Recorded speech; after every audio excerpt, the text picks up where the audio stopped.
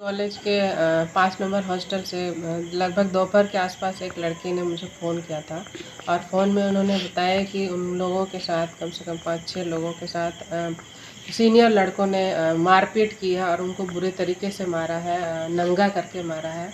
और उन्होंने व्हाट्सएप पे मुझे वो फ़ोटो भी भेजे, मार के निशान भी भेजे। तो जिसके बारे में मैं हमेशा ही कहती हूँ, क्योंकि मैं खुद यहाँ से पढ़ाई की हूँ, तो मेरे कई रिश्तेदार, सिर्फ लड़कियाँ ही नहीं लड़के भी पढ़े हैं वहाँ उस हॉस्टल से रह कर के उन्होंने पढ़ाई की। ये वो बच्चे हैं जो गांव से आते हैं और गरीब घर से आते हैं, आदिवासी बच्चे जिनको सरकार सुविधा देती है। और जिसका जिक्र मैंने सोहराय प्रकरण में किया ही था कि इस तरह से लड़कियों के साथ किया गया। और उसी क्रम में कई लड़कों ने भी मुझे मैसेज किया था कि लड़कों के साथ भी इस तरह की मारपीट, खास करके नंगा करके मारने की जो बात है वो की जाती है, उनके साथ मारपीट की जाती है। तो ये घटनाएं होती थी, लेकिन प्रॉब्लम ये हुई थी कि अभी तक जब 20 साल 30 साल पहले जब संथाल परगना महाविद्यालय स्थापित हुआ, इसके बाद से इस तरह की घटनाएं हो ही रही हैं, लेकिन अभी तक किसी ने भी हिम्मत नहीं की थी कंप्लेन करने की। ये पहली बार हो रहा है जब एसपी कॉलेज हॉस्टल के 5 नंबर हॉस्टल के बच्चों ने, जूनियर बच्चों ने ये हिम्मत की है।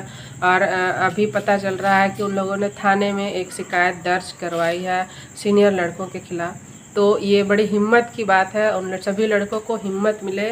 और उनसे मैं यही कहना चाहूँगी कि वो समझौता ना करें, क्योंकि बहुत हिम्मत करके आप लोगों ने ये उन लोगों के खिलाफ, सीनियर लड़कों के खिलाफ एक्शन लेने का सोचा है।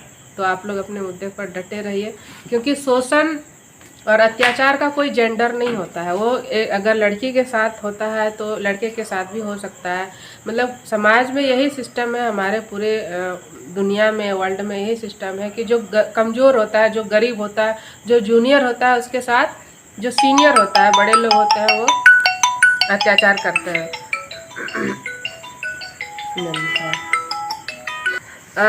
अत्याचार करते हैं, लेकिन उस अत्याचार को इसलिए नहीं नज़रअंदाज करना चाहिए कि वो सीनियर है, वो बड़ा है, वो पति है या माँ बाप है या कुछ भी बड़े पद पर है या प्रधानमंत्री है या मुख्यमंत्री है। तो इस आधार पे हम उसका जो दादागिरी है, बॉसगिरी है या जो भी वो लोग करते हैं गुंडागर्दी, उस चीज़ को हम लोगों को नज़रअंदाज नहीं करना चाहिए।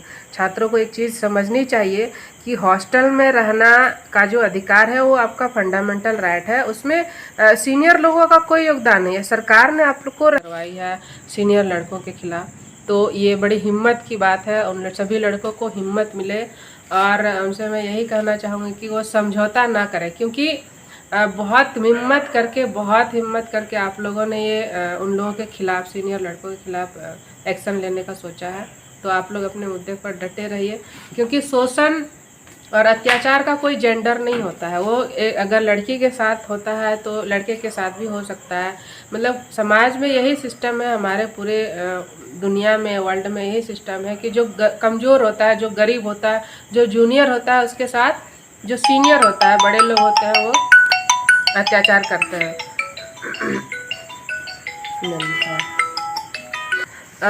अत्याचार करते हैं, लेकिन उस अत्याचार को इसलिए नहीं नज़रअंदाज करना चाहिए कि वो सीनियर है, वो बड़ा है, वो पति है या माँ बाप है या कुछ भी बड़े पद पर है या प्रधानमंत्री है या मुख्यमंत्री है। तो इस आधार पे हम उसका जो दादागिरी है, बॉसगिरी है या जो भी वो लोग करते हैं गुंडागर्दी, उस चीज़ को हम लोगों को नज़रअंदाज नहीं करना चाहिए।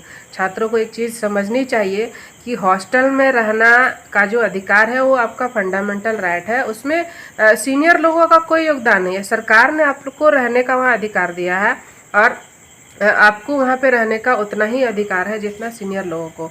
सीनियर लोगों को डबो करना आपका फर्ज नहीं है, आपका काम नहीं है। उनकी बात सोचना, उनके कपड़े धो देना, उनके लिए साबुन खरीद के ला देना, ये आपका काम नहीं है।